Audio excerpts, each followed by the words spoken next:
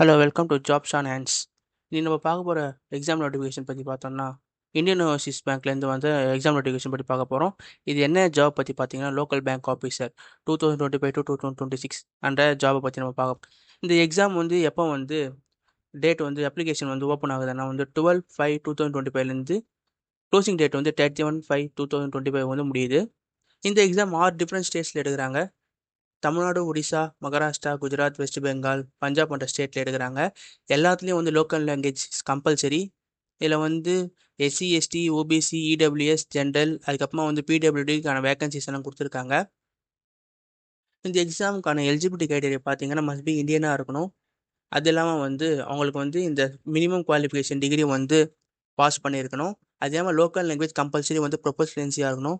Read, right and ஸ்பீக்கில் வந்து கரெக்டாக இருக்கணும். படிக்கணும், எழுதணும் அண்டு பேசுறதுல வந்து ப்ரொஃபஷனன்சியாக இருக்கணும். நேஷனாலிட்டி அண்ட் சிட்டிசன்ஷிப் வந்து இந்தியாவாக இருக்கணும். Nepal, Bhutan and refugees some கண்ட்ரீஸ்லேருந்து இருக்கணும். ஏஜ் அண்ட் எஜுகேஷன் குவாலிஃபிகேஷன் பற்றி பார்த்தீங்கன்னா வந்து மினிமம் ஏஜ் 20யும் மேக்ஸிமம் ஏஜ் 30யும் இருக்கும். எனி டிகிரி வந்து கம்பல்சரி கம்ப்ளீட் பண்ணியிருக்கணும். அது இல்லாமல் வந்து எஸ்சி, எஸ்டிக்கு வந்து 5 இயர்ஸ் ஏஜ் ரிலாக்ஸேஷன் இருக்குது. அண்ட் ஓபிசிக்கு வந்து 3 இயர்ஸ் ஏஜ் ரிலாக்ஸேஷன் இருக்குது. அதாவது இது வந்து 30 வந்து 35 ஆர் 30 33 இயர்ஸ் வரை இருக்கிறவங்க அப்ளை பண்ணலாம்.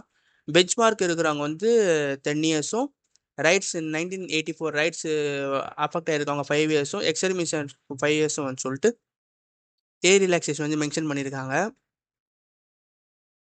பர்சன் வித் டிசேபிலிட்டியில் இருக்கிறவங்கள வந்து ஓசின் ஆர்த்தோபேட்டிக்கலி சேலஞ்ச் சொல்கிறவங்க, 1 arm 1 leg or 1 or 1 leg இதெல்லாம் வந்து அஃபெக்ட் ஆகிருக்கிறவங்க, லெப்ரஸியை க்யூர் ஆகிருக்கவங்க, டிராப்டிசம், மஸ்குலர் ட்ரெபோட்ரி, அதுக்கப்புறமா வந்து ஆக்சிட் விக்டம்ஸ் இருக்கிறவங்க வந்து இது பண்ணலாம். விஷுவல் இம்பேர் 6th கேட்டகரியில் விஷுவல் இம்பேரபிள் இருக்கிறவங்களும் வந்து அப்ளை பண்ணலாம்.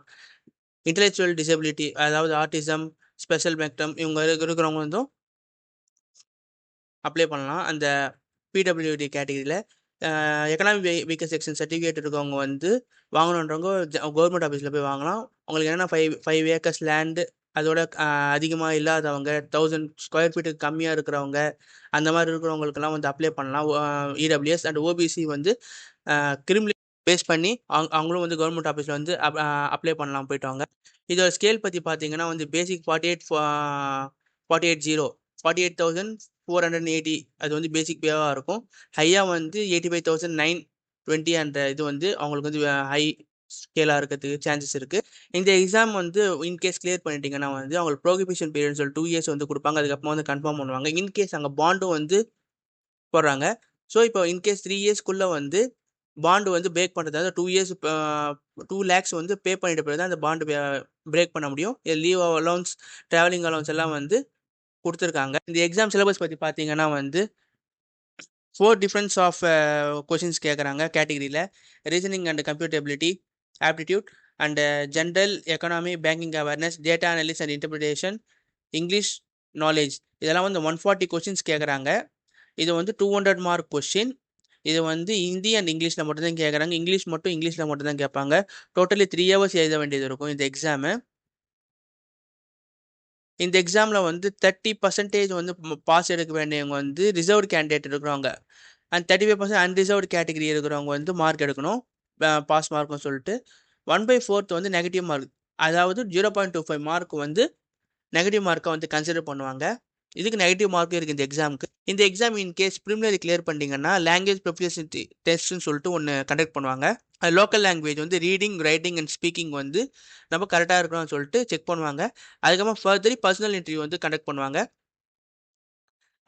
ஃபைனல் செக்ஷன் எப்படி பார்ப்பாங்கன்னா வந்து பர்சனல் இன்டர்வியூ, அதுக்கப்புறமா வந்து ஏதின எக்ஸாம் வந்து 80:20 அந்த ரெஸ்பெக்டிவில் வந்து பார்த்து செலக்ட் பண்ணுவாங்க கேண்டிடேட்ஸை. இந்த எக்ஸாமுக்கு நம்ம எப்படி அப்ளை பண்ணால் www.iob.in என்ற இதில் வந்து கெரியர்ஸ் என்ற பேஜில் போயிட்டு நம்ம அப்ளை பண்ண வேண்டியது இருக்கும். அப்ளை பண்ணுற ப்ரொசீஜரை வந்து எப்படின்னா வந்து கிளிக் டு ரிஜிஸ்டர்னு சொல்லிட்டு ப்ரெஸ் பண்ணிட்ட பிறகு நம்ம இமெயில் ஐடி அண்ட் பாஸ்வேர்டெல்லாம் வந்து சக்ஸஸ்ஃபுல்லாக வந்து என்டர் பண்ணிட்ட பிறகு நம்ம பர்சனல் டீட்டெயில்ஸ்லாம் கொடுத்தா வந்து ரிஜிஸ்ட்ரேஷன் கம்ப்ளீட் ஆகிடும். அதுக்கப்புறம் நம்ம எக்ஸாமுக்கு அப்ளை பண்ண வேண்டியது இருக்கும். இந்த எக்ஸாமுக்கான ஃபீஸ் பார்த்தீங்கன்னா எஸ்சி, எஸ்டி, பிடபிள்யூடி வந்து 175 ருபீஸ் வந்து எக்ஸாம் ஃபீஸாக இருக்கும். இதே வந்து ஜென்ரல், இடபிள்யூஎஸ், ஓபிசிக்கு வந்து 850 வந்து எக்ஸாம் ஃபீஸாக வந்து மென்ஷன் பண்ணியிருக்காங்க. இப்போ எப்படி ஆன்லைன் மோடில் மட்டும் தான் பண்ண முடியும் payment. For credit card, internet banking, BHIM and UPI மூலியமாக வந்து நம்ம வந்து டெபிட் கார்டு அது மூலியமாக வந்து பண்ணலாம். ரிசிப்ட் வந்து ஜென்ரேட் ஆகும். பர்சன் வித் டிசபிலிட்டி இருக்கிறவங்க வந்து அது சப்ஸ்கிரிப்ஷன் சர்டிஃபிகேட் எல்லாம் வந்து அப்லோட் பண்ண வேண்டியது இருக்கும். அந்த ஃபைனல் ப்ராசஸில் வந்து எக்ஸாம் சென்டர்ஸ் எல்லாம் வந்து ஃபார் எக்ஸாம்பிள் தமிழ்நாடுன்னா சென்னையில் வந்து எக்ஸாம் சென்டர் இருக்கும். இப்போ அதர் ஏரியாஸ்லேயும் எக்ஸாம் சென்டர் இருக்கும். இப்போ பர்சனல் இன்டர்வியூ மட்டும் சென்னையில் மட்டும்தான் இருக்கும். அது இல்லாமல் இந்த ஐஓபி பேங்க்கோடைய ஹெட் குவார்ட்டர்ஸே சென்னை தான் இது. இந்த வீடியோ இங்கே எண்ட் ஆகுது. என்ன டவுட்ஸ் இருந்தால் வந்து கமெண்ட்ஸில் சொல்லுங்கள். வீடியோ லைக் பண்ணுங்கள், ஷேர் பண்ணுங்கள், சப்ஸ்கிரைப் பண்ணுங்கள். தேங்க்ஸ் ஃபார் வாட்சிங். தேங்க்யூ.